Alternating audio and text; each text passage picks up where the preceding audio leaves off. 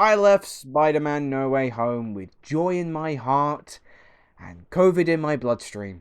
So I'm isolating over Christmas. Woohoo! This shit ain't fun.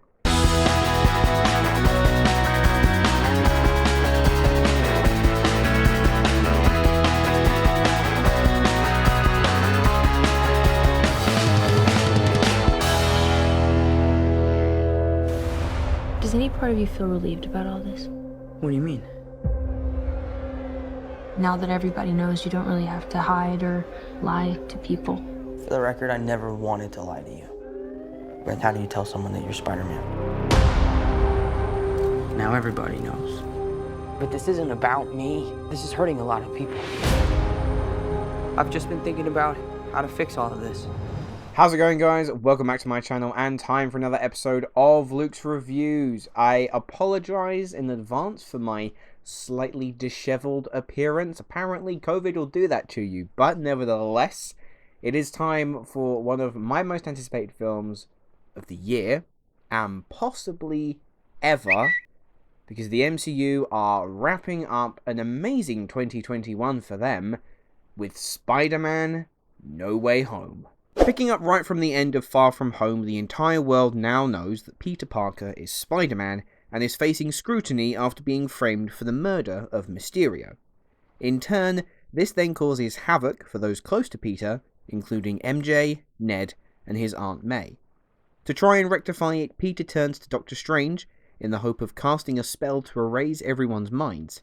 However, when the spell goes wrong, it opens up numerous universes, pulling in a fair few familiar villainous faces. Don't worry, guys, this is a totally spoiler-free review.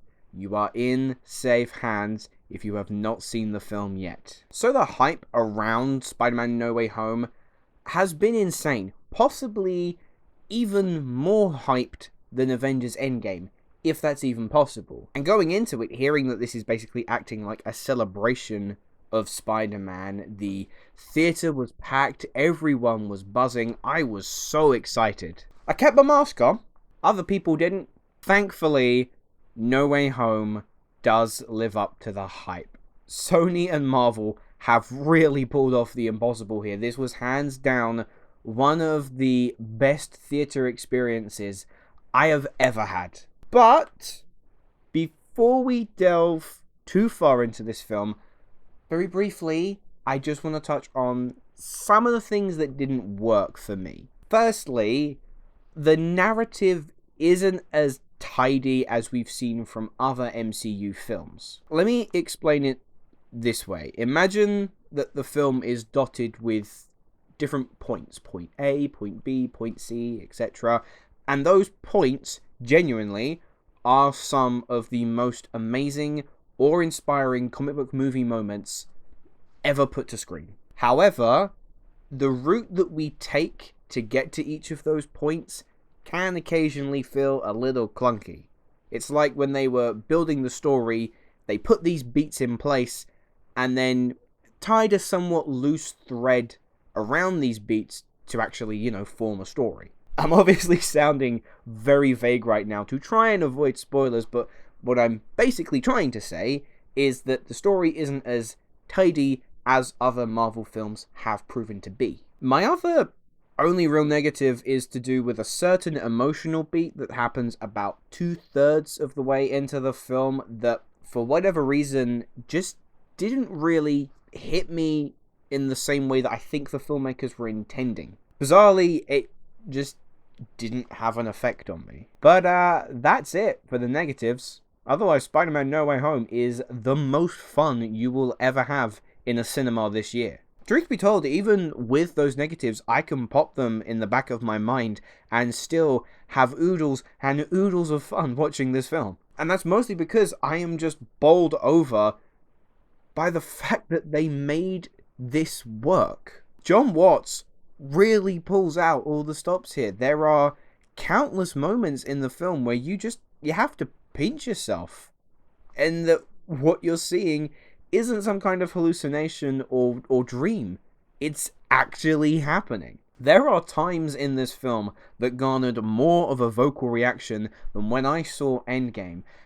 And even more crazy is that this isn't a thing that British audiences tend to do. We obey theatre etiquette. This is huge. But in amongst all the shocks and surprises, at its core, Spider-Man No Way Home is what a Spider-Man movie always should be, and that is focusing on the character of Peter Parker. Unless you're a Miles Morales movie, in which case you focus on Miles. Peter is put through the ringer in this one, both physically and psychologically. It's a film about owning up to your mistakes, taking second chances, and wrestling with who you're going to be. Peter Parker's greatest strength is that he always has a want and a need to do the right thing, and No Way Home depicts that perfectly. This is Tom Holland's best performance as the web slinger. He's still got that plucky, excited attitude, but he really goes to levels we've never seen from this character, and Holland is in complete control the entire time. Zendaya continues to delight as MJ. She gets a lot more to do this time round, and is really central to Peter's overall arc in the film. As is Ned.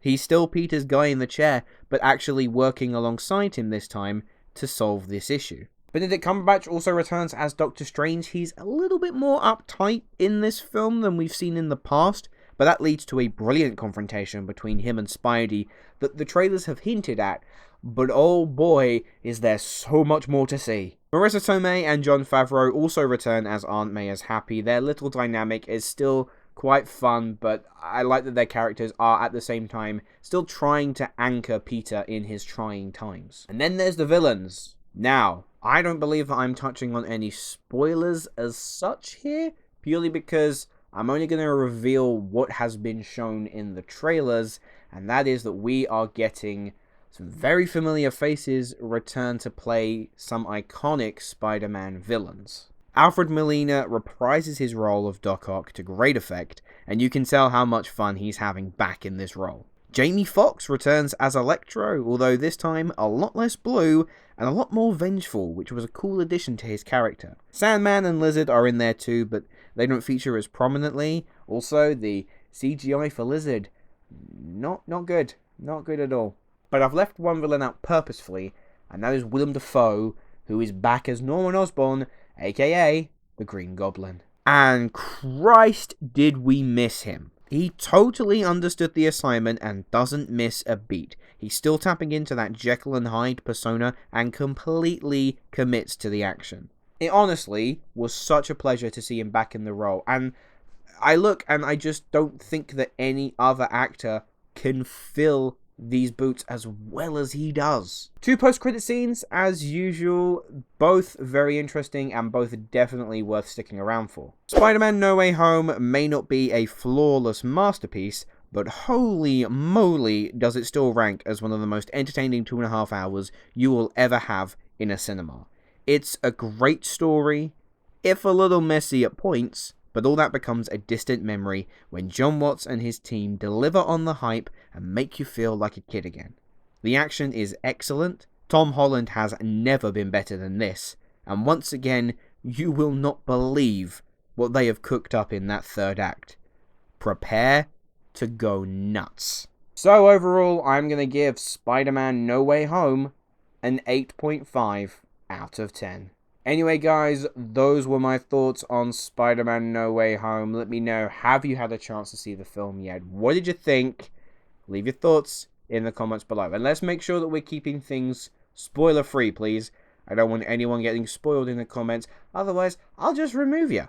And my question to you, very basic one here, what's your favourite Spider-Man movie of all time?